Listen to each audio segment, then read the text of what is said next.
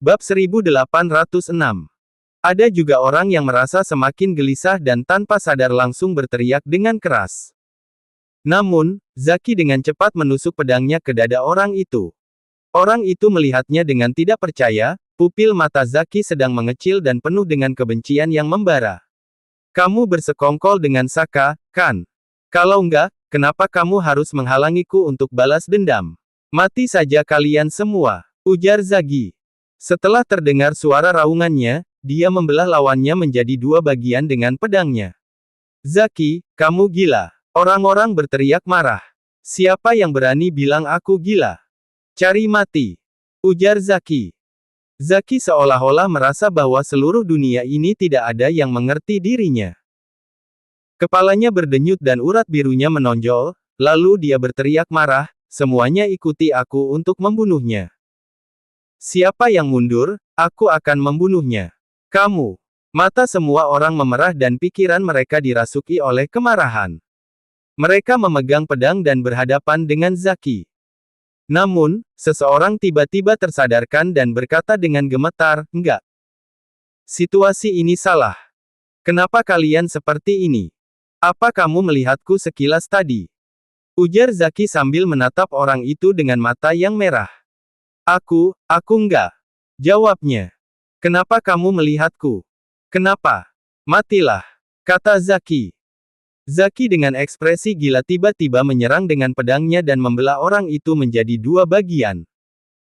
Situasi di medan perang seketika menjadi panas dan meledak.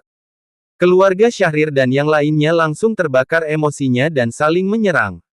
Seketika menjadi kacau. Mereka yang awalnya adalah kerabat, kini mereka bertarung seperti memiliki dendam yang besar. Bagus sekali. Semua orang hidup menderita, hanya kematian yang merupakan kebebasan untuk kita semua. Serang. Terdengar suara tawa gila dari waria yang berasal dari kabut hitam. Suaranya terdengar seperti berasal dari neraka. Dia mengiringi pertarungan yang dahsyat ini dengan irama yang aneh. Namun, Zaki dan yang lainnya seperti sudah lupa dengan musuh aslinya. Kini satu persatu mayat terjatuh dan jumlah orang juga semakin berkurang. Akhirnya, pembantaian berakhir.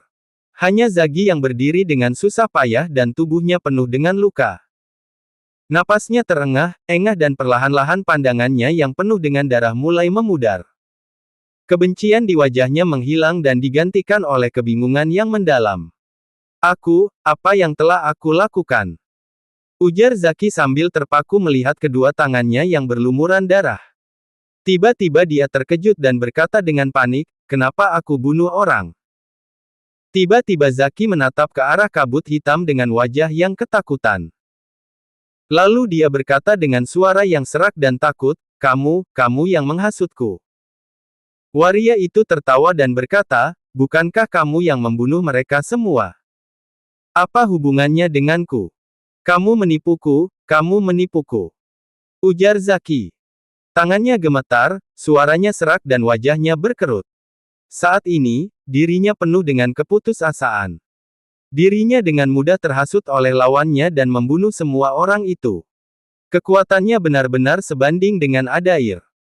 Saka ini benar-benar begitu kuat.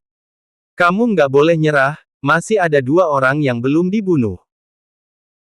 Kalau kamu bunuh mereka berdua, aku bisa melepaskanmu dan membawakan kabar ke Adair bahwa kalian telah dibunuh, ujar waria itu. Beritahu dia, hanya dengan orang-orang ini nggak cukup untuk membunuhku, ujar Saka. Apakah ini termasuk sedang menantang Adair? Namun, Zaki tiba-tiba menjadi bersemangat dan segera menatap ke arah Saka, lalu berkata dengan muram, kalian akan kubunuh dan setelah aku selamat, aku akan memperlakukan keluarga kalian dengan baik. Namun, Saka tidak memedulikannya. Dia melihat ke dalam kabut hitam dan berkata dengan tenang, jangan berpura-pura sebagai Saka. Kalau kamu terus berpura-pura, aku akan membunuhmu. Setelah Saka berkata demikian, kini situasi di tempat itu menjadi hening sejenak. Apa yang kamu bicarakan? Diamlah, ujar Zaki. Zaki sangat terkejut. Dia takut Saka membuatnya marah dan menghilangkan kesempatannya untuk melarikan diri. Namun pada saat ini, Suara dari dalam kabut hitam itu terdengar agak terkejut.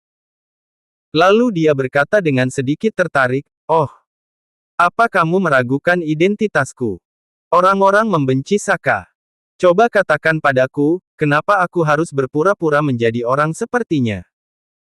Ujar orang dari dalam kabut hitam. Apa itu perlu dikatakan lagi? Para keluarga besar saling bersaing satu sama lain.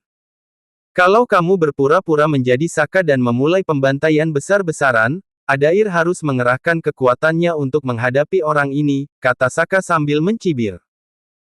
Beberapa musuh dari keluarga Syahrir bisa memanfaatkan kesempatan ini untuk berkomplot melawan Adair, lanjut Saka.